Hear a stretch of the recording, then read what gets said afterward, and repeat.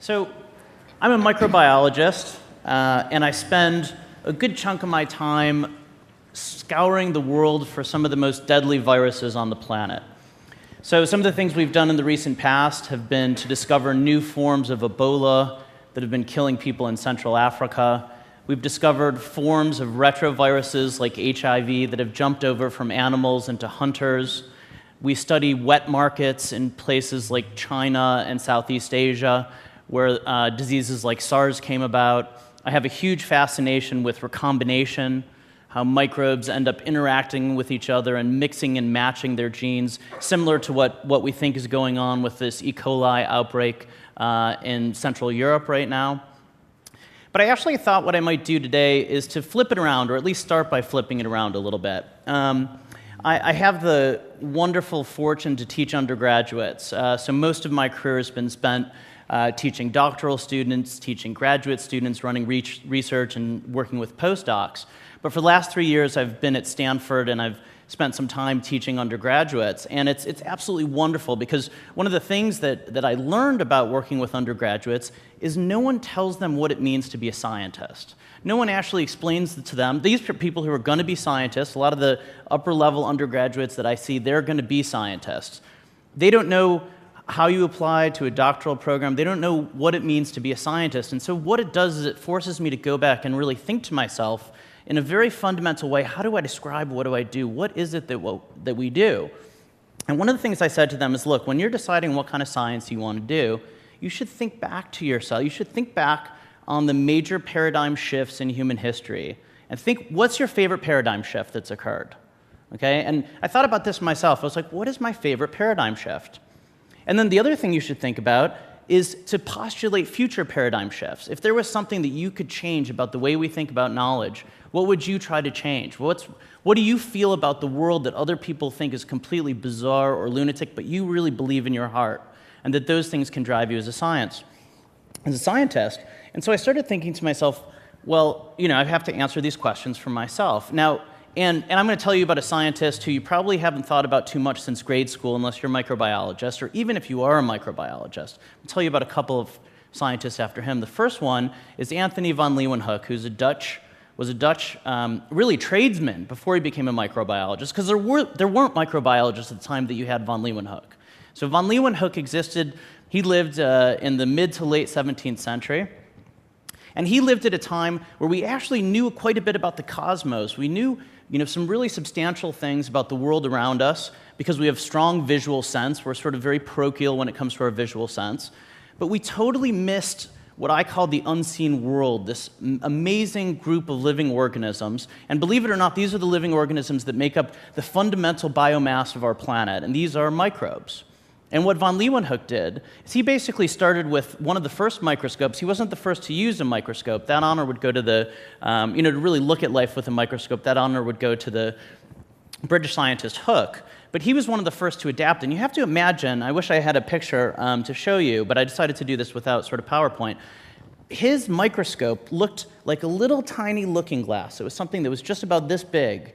And believe it or not, what he adapted it, and Hooke adapted it earlier, these things were used by textile makers. So they basically were trying to understand thread count. And they were using these to make sure that they weren't getting ripped off, that they had the right number of thread count in their textiles. And by adjusting these, you had these crazy people who started to see an entirely new world, this absolutely amazing, amazing world.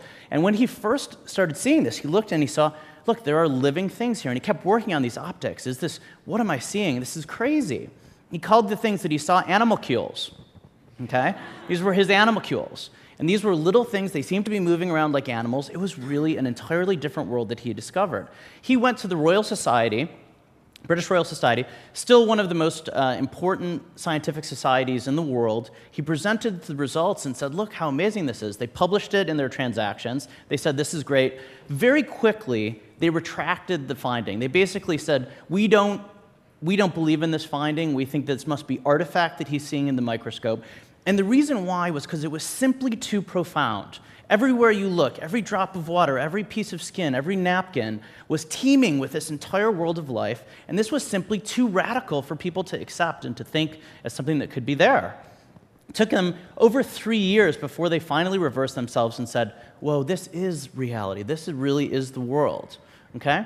And I'm going to tell you, just because I find this stuff so much fun. Tomorrow, by the way, I will give you all sorts of blood and guts and fun stuff with viruses tomorrow. If you come to my talk tomorrow, I promise to talk about that. But I'm going to talk to you about another couple of paradigm shifts in this wonderful world of sort of discovering the unseen world. The next one is actually also a Dutch microbiologist. This time there was microbiology.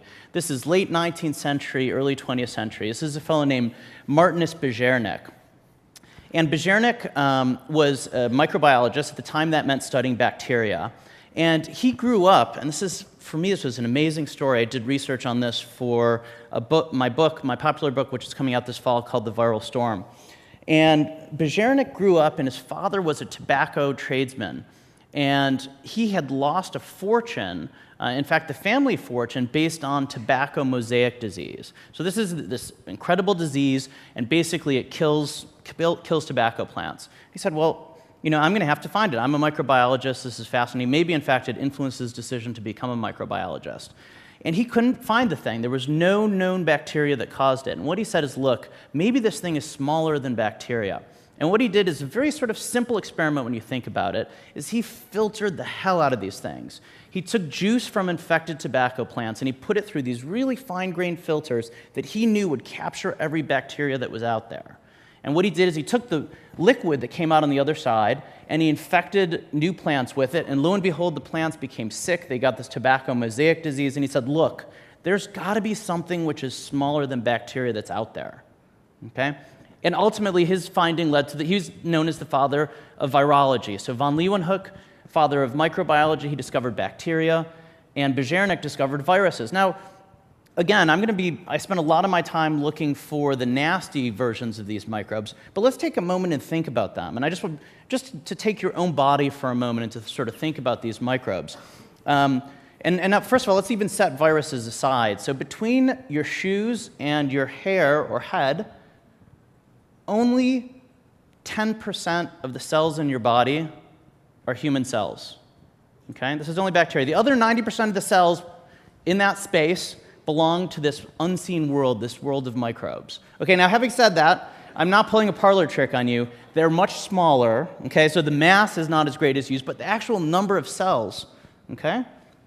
90%. Now, okay, so only 10% of your cells are human. That's pretty amazing. What about your genetic information? What percentage of your genetic information do you think is human? Well, I'll tell you, it's less than 0.1% of the genetic information in your body is human. Now, you've only got one organism, but you've got entire colonies and teeming jungles in your gut, on your skin, in your mouth, of these organisms. And now the notion that all of these things could be deadly, crazy, right? Most of these are neutral. Many of them are going to be beneficial. So as a microbiologist, when we study sort of the most nasty things, part of what we're doing is we're doing the low-hanging fruit, okay? Because we understand so little of the nature of the microorganisms that exist on this planet. I often give this example that if you had sort of an intelligent extraterrestrial that landed on the planet and was tasked with the job of writing an encyclopedia of life on our planet, what would that encyclopedia look like? Well, 27 out of 30 volumes are going to be the sort of unseen world, the bacteria, the archaea, and the viruses, and only a small percentage of that world is really going to be made up with plants, animals, and fungi, with basically a footnote, a really interesting footnote, but a footnote nonetheless devoted to ourselves as a human species. And part of our task, I think, as scientists, is to help us to get out of this sense of parochialism and to see this. And I'm going to tell you just about one more of these microbiologists before I tell you about sort of pandemics, just because I think it's fun. It's a fun tradition. And this is one that very few people think about. Her name is Tikva Alper, and she's not normally associated with the prion. The Nobel Committee tends to give their Nobel Prizes to people who actually find the mechanism of things. But for me, I'm a little bit more interested in that first pivotal discovery when people really think to themselves, there's got to be something out here. And Tikva Alper was fascinated with prion diseases. So she studied scrapie, which is one of the early prion diseases. This was a prion that basically was devastating and continues to be devastating to sheep. And again, you had the same problem that Beijerinck had. Okay, here these animals are dying. We can't find a virus. We can't find a bacteria. By the way, Tikva Alper, this is not so long ago. This is 1960 or so. Okay, and she said, look, what can we do to try to solve this problem? And she approached it in a very similar way. This is sort of the problem of what you think of as the decrement. And just anecdotally, it's the same way that we found dark matter. It's basically you do the calculation of what should be out there, and if it doesn't add up, then there's got to be something else out there. And basically what she did is she said, look, let's take the brains of these, of these animals that are infected with scrapie, and let's knock the hell out of them with UV radiation. What do we know about UV radiation? It kills nucleic acids. So all the DNA, RNA, which is what viruses depend on, we depend on, and bacteria depends on, will be destroyed by it. She subjected them to these intense UV radiation. She then took these specimens after the UV radiation, tried to infect them in animals, they got sick. And she said to herself, and there's a Nature paper on this, this is years before the pivotal discoveries that led to the Nobel Prize in prion science, where she said, look, there must be a self-replicating protein organism that can be transmitted from place to place that's causing this disease. That's the only possible solution, and she was ultimately right with that.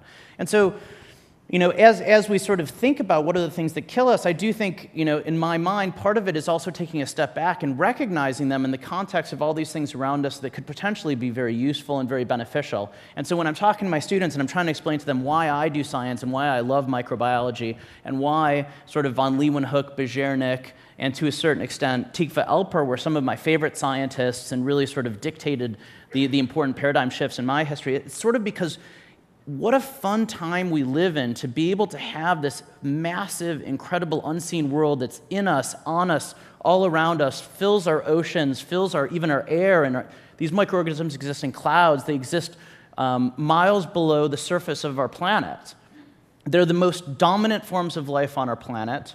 They make up the vast majority of mass on our planet, the vast majority of diversity, genetic diversity, biological information on our planet, and yet we've barely begun to tap what these things hold for us, what their meaning is, their potential to harm us. Okay, and that's the low-hanging fruit that obviously, as a microbiologist, you have to start with. But how could they benefit us? What is the meaning of having these things? What do they tell us about the origins of life, about our nature as organisms in the world? What do they tell us about the probability that other forms of life could exist in the universe or even in our own solar system? Perhaps if the majority of life on our planet is subsurface, exists below the oceans, perhaps the question isn't, is there life on Mars? Perhaps the question should be, is there life in Mars? And what can these things tell us about the way we think about that?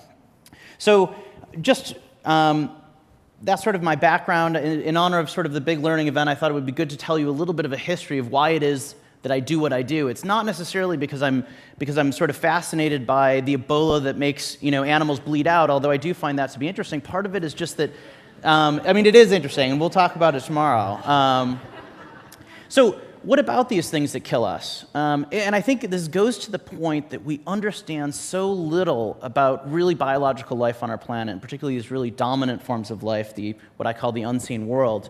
And this is the case of HIV. So HIV is a perfect thing to talk about right now. We just recently reached the point of a 30-year anniversary. Some of you have seen this. There's been interesting coverage on it, Economist, New York Times.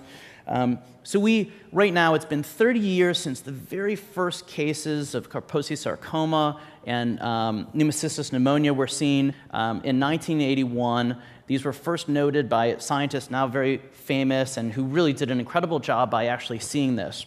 So 81, we identify the symptoms of AIDS. It takes us 2 or 3 years to find the virus, HIV. It takes us another 2 years before the President of the United States even is willing to say the word AIDS in public. It takes us another year or two before we're able to start finding the drugs that we can piece together to be able to solve this issue. Okay, by the time we address all of this, okay, we're now talking 30 years into the pandemic, tens of millions of people killed, double that number currently infected, all this devastating impact on our planet. Why did it happen? What can we learn about how it happened? How can it change the future of the way that we deal with these things?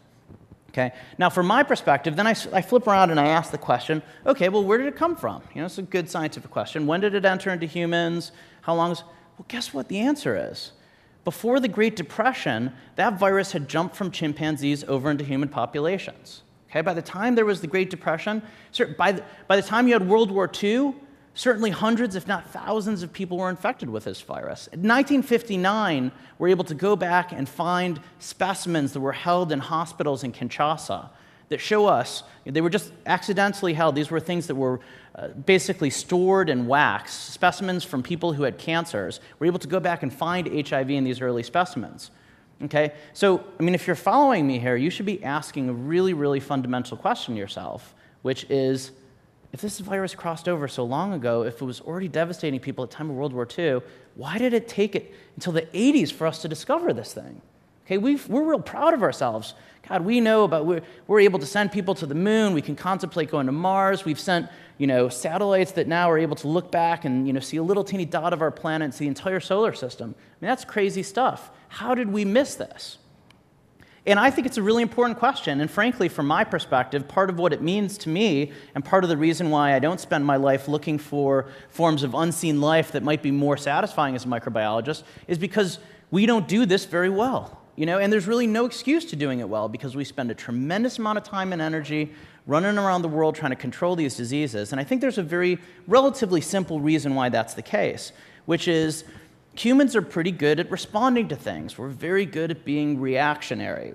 And basically, if you look at the story of how these viruses emerge, you see a pyramid, where most of the things are out there in animals, and they sort of trickle their way up, and only a small percentage of them really become sustainable in humans, right? There's tons of stuff out there in nature.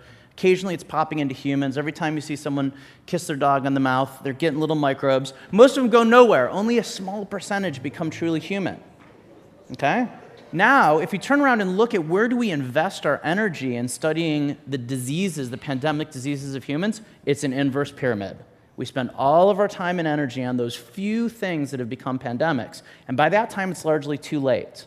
Okay? And so what I've spent most of the last 10 years doing is trying to say, is there a system whereby we can actually spin this around and focus our energy on studying the process, this process which my mentor, Don Burke, who's now the dean of the School of Public Health at the University of Pittsburgh, called viral chatter. This process by which these things are sort of bubbling up into humans. Because the vast majority of these pandemic diseases, and this is a lot of what I'm going to be talking about tomorrow, come from animals. Everything new, if you talk about HIV, if you talk about SARS, if you talk about all the influenza viruses, Ebola, you name a microbe for me, and almost by and large, it's going to be coming from animals, a truly novel microbe. And yet, we don't study the sort of chatter patterns, the patterns by which these things are popping into human populations. And so what we've done over the last 10 years, along with a range of colleagues here in the States and throughout the world, is to set up listening posts. Right now, we're up to about 15 or 20 of these in different countries around the world. We tend to work in these sort of viral hotspots, places where we have a tremendous amount of movements, diversity of animals, diversity of viruses. We're getting these things moving into human populations. And we do things that are really straightforward and simple. We go out and we find individuals who have a tremendous amount of contact with a diverse range of animals. In our case, for example, it tends to be hunters or people that work in wild animal markets. Okay, because there's a lot more wild animals than there are domestic animals. And we've had a lot of contact with our domestic animals over the last thousands of years. So most of their microbes we've already assimilated, if we're going to be able to assimilate them. Most of the interesting things out there are, in fact, the microorganisms of these wild animals. And so basically we just place ourselves out there and we try to study them and monitor them as they come into human populations. This is the subject of what we're going to be talking about largely tomorrow. And if I'm just going to sum up for a moment, sort of like one of the things that I think about is sort of as we think about our undergraduate students and how we focus on them and what they're thinking about, I do think we should take a moment to really step back and ask ourselves, what are the moments in the history of science that we find most engaging as individuals? Hopefully, it's been very clear to you that it makes good sense for mine to be Anthony von Leeuwenhoek. I'm just fascinated by this unseen world. But every one of those college students, whether they will be scientists or not, are going to be fascinated with one of these things. Maybe it's Copernicus. Who knows exactly what it is, but something about that is going to actually capture them. And then we need to encourage them to think differently. You heard a little bit earlier about sort of the search for completely unknown forms of life, right? Maybe one of the things we'll do is go look on Mars for unseen life and completely unknown forms of life. But maybe another possibility, right? I've taken you through and I've told you about von Leeuwenhoek. Before von Leeuwenhoek, nobody thought bacteria were there. They thought he was a lunatic. Next, we had Bejernik, and people that thought things smaller than bacteria, he's crazy. Prions, you're crazy. Could the possibility be that even here on this planet there might be completely unknown forms of life that we have not yet identified and not yet discovered? For me, that's one of my sort of future paradigm shifts. That's one of the things, as a microbiologist right now, you would find something completely novel. And I'll tell you, based on what we currently understand about the diversity of microorganisms on this planet, it would not necessarily be that surprising. Thank you very much, and hopefully see you tomorrow.